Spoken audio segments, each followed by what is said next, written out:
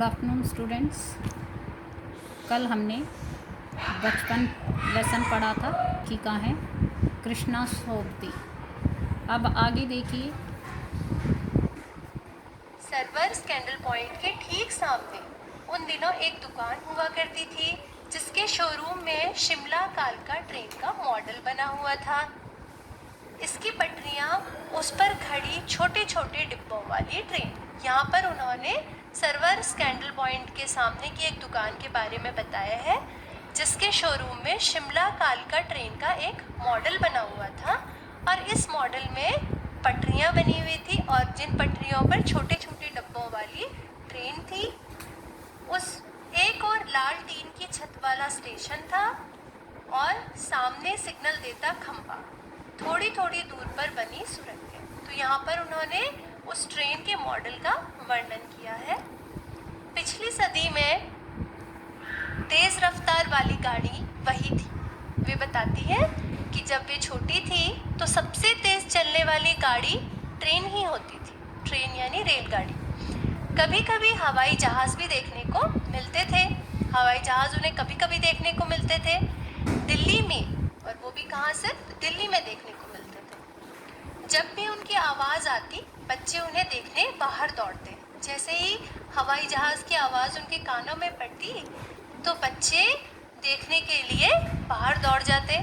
दिखता एक भारी भरकम पक्षी उड़ा जा रहा है पंख फैलाकर, और जब बच्चे प्लेन देखने के लिए बाहर दौड़ते तो उन्हें क्या दिखाई देता था, जैसे कि एक भारी भरकम पक्षी अपने पंखों को फैलाकर उड़ता हुआ जा रहा है। यह देखो और वह गायब। प्लेन इतनी तेजी से उड़ते थे कि उनको देखते ही वे गायब हो जाते थे। उसकी स्पीड ही इतनी तेज लगती। हाँ, गाड़ी के मॉडल वाली दुकान के साथ एक और ऐसी दुकान थी जो मुझे कभी नहीं भूलती। अब वे बताती हैं कि गाड़ी के मॉडल की दुकान, जिस दुकान में ट्रेन का मॉडल बना हुआ था, उसके साथ ही एक और ऐसी दुकान थी जो वो कभी नहीं भूल सकती। अब वो कौन सी दुकान थी? यह वह दुकान थी जहाँ मेरा पहला चश्मा बना था। वहाँ आंखों के डॉक्टर अंग्रेज थे। अब वो दूसरी दुकान वो थी जिसमें लेखिका का चश्मा बना हुआ था और जहाँ पर एक अंग्रेज डॉक्टर बैठते थे। शुरू में चश्मा लगाना बड़ा अटपटा लगा। अब वे बताती हैं कि जब उन्हें शुरू में चश्मा लगा तो उन्हें बड़ा अजीब लगता था। छोटे बड़े मेरे चेहरे की ओर देखते और कहते, आंखों में कुछ तकलीफ है? इस उम्र में ऐनक? दूध पिया करो।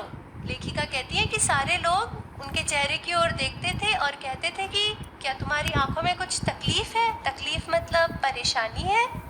इस उम्र में ऐनक? कि तुम्हें इतनी छोटी उम्र में ही ऐनक यानी कि चश्मा, इतनी छोटी उम्र में ही तुम्हें चश्मा लग गया। दूध पिया करो। और सब उन्हें सलाह देते थे कि वे दूध पिया करें। मैं डॉक्टर साहिब का कहा दोहरा देती, कुछ देर पहनोगी तो ऐनक उतर जाएगी। तो वे सबको क्या जवाब देती थी?